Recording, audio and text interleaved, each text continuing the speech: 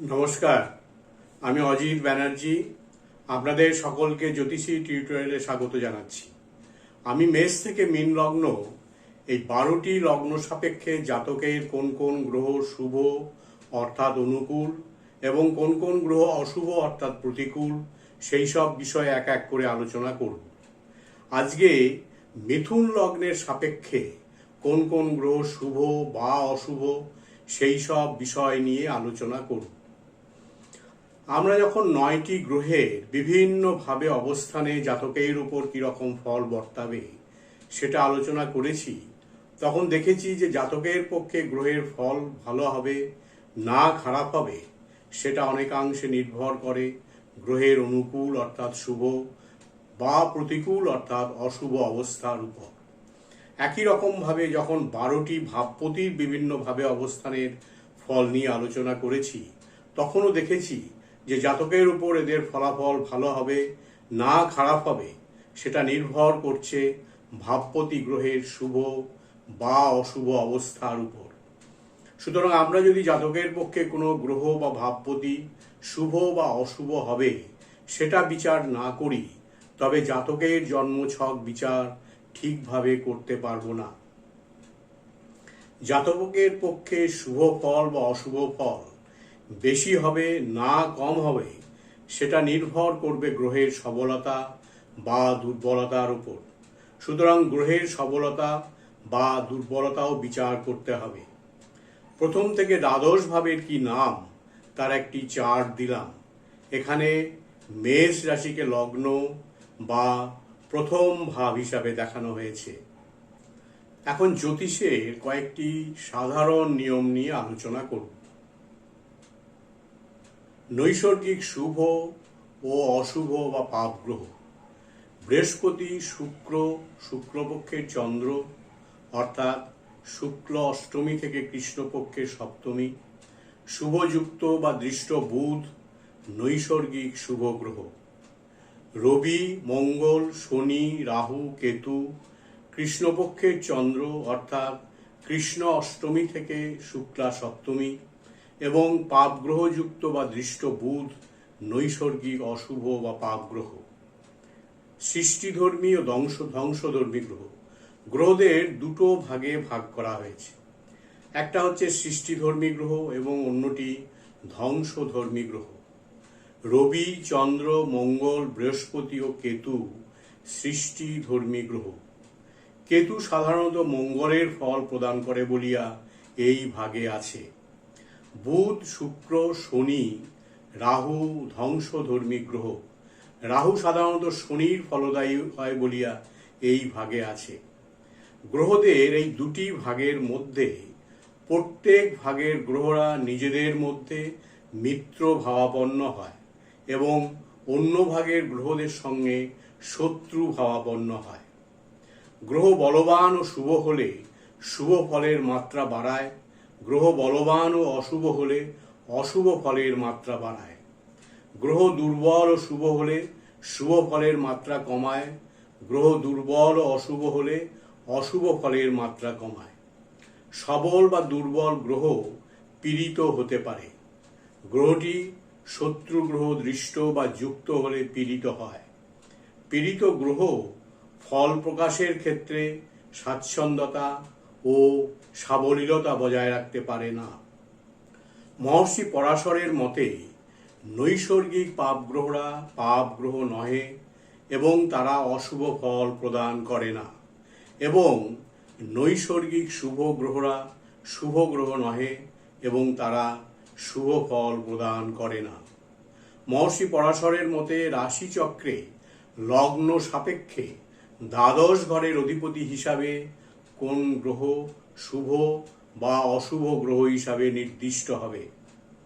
সেহেতু যদি নৈসর্গিক পাপগ্রহ কেন্দ্রপতি হয় তবে ইহা শুভ এবং শুভ ফল প্রদান করিবে। নৈসর্গিক শুভ গ্রহ যদি কেন্দ্রপতি হয় তবে ইহা অশুভ এবং অশুভ ফল প্রদান করিবে। ত্রিকোণপতি নৈসর্গিক পাপগ্রহ বা শুভ গ্রহ যাহাই হোক না কেন সর্বদাই শুভ এবং শুভ ফল প্রদান করে, কিন্তু মিথুন লগ্নের শনি ত্রিকোণপতি হলেও ইহা অশুভ। তৃতীয়াপতি এবং দুস্থানপতি সর্বদাই অশুভ এবং অশুভ ফল প্রদান করে। আমাদের কেন্দ্রস্থান হচ্ছে প্রথম, চতুর্থ, সপ্তম এবং দশম ঘর। কোন স্থান? প্রথম, পঞ্চম এবং নবম ঘর। মারক দ্বিতীয় এবং সপ্তম ঘর। তৃতীয়ায় তৃতীয়, ষষ্ঠ এবং একাদশ স্থান। দুস্থান ষষ্ঠ, অষ্টম এবং দ্বাদশ স্থান। এখন মিথুন লগ্ন সাপেক্ষে অনুকূল এবং প্রতিকূল গ্রহ কারা, সেই বিষয়ে আলোচনা করব। মিথুন লগ্ন সাপেক্ষে শুভ গ্রহ হচ্ছে বুধ এবং শুক্র। বুধ এখানে লগ্নপতি ও চতুর্থপতি। বুধ পাপ গ্রহ যুক্ত হলে তার কেন্দ্রপতিত্ব হেতু শুভ ফল দেবে। বুধ শুভ গ্রহ যুক্ত হলে তার কেন্দ্রপতিত্ব দোষ হেতু অশুভ ফল দেবে। যদি বুধ লগ্ন পঞ্চম বা নবমে থাকে তবে রাজযোগের ফল দেবে, কারণ কেন্দ্রপতি কোন স্থানে অবস্থান করবে। শুক্র পঞ্চমপতি এবং দ্বাদশপতি। ইহা ত্রিকোণপতি হওয়ায় দ্বাদশপতিত্ব দোষ হ্রাস পাবে। শুক্র মিথুন লগ্নের পক্ষে শুভ ফলপ্রদ হবে। যদি শুক্র বুধের মধ্যে কোনো সম্পর্ক হয় তাহলে ইহা কিছুটা রাজযোগের ফল দেবে। মিথুন লগ্ন সাপেক্ষে অশুভ গ্রহ হচ্ছে চন্দ্র, রবি, মঙ্গল, বৃহস্পতি এবং শনি। চন্দ্র এখানে দ্বিতীয়পতি। যদিও জ্যোতিষ শাস্ত্রে চন্দ্রের মারকত্ব দোষ স্বীকার করা হয় নাই, তবুও চন্দ্র যদি অন্য কোনো মারক গ্রহের সঙ্গে অবস্থান করে তবে ইহা মারক বলিয়া গণ্য হবে। রবি তৃতীয়পতি এবং তৃতীয়াপতি, সেহেতু অশুভ। মঙ্গল ষষ্ঠপতি এবং একাদশপতি, ইহা তৃতীয়াপতি হইয়া লগ্নপতি বুধের পরম শত্রু হওয়ায় সম্পূর্ণ পাপ গ্রহ ও অশুভ। বৃহস্পতি সপ্তমপতি ও দশমপতি। বৃহস্পতি সপ্তমপতি হিসাবে মারক ও বাধক। যেহেতু ইহা নৈসর্গিক শুভ গ্রহ এবং কেন্দ্রপতি, সেহেতু অশুভ ফলদাতা এবং লগ্নপতি বুধের শত্রু থাকায় পাপ গ্রহ। নৈসর্গিক কারকতায় বৃহস্পতি সর্বতোভাবে শুভ গ্রহ থাকায় মিথুন লগ্নের পক্ষে সম্পূর্ণ অশুভ ফল প্রদান করিবে না। শনি অষ্টমপতি এবং নবমপতি, অর্থাৎ শনি ভাগ্যপতি ও নিধনপতি। সুতরাং ইহা মারক ফল প্রদান করিবে। যদি আমরা নবম ভাগ্যভাবকে লগ্ন কল্পনা করি তবে এর ব্যয়পতি শনি নির্দেশ করে ভাগ্যের হানি বা ব্যয়, সেই জন্য ইহা অশুভ। একমাত্র মিথুন লগ্নের পক্ষেই ত্রিকোণপতি হিসাবে শনি অশুভ। অন্যান্য লগ্নের পক্ষে ত্রিকোণপতি অশুভ হইবে না।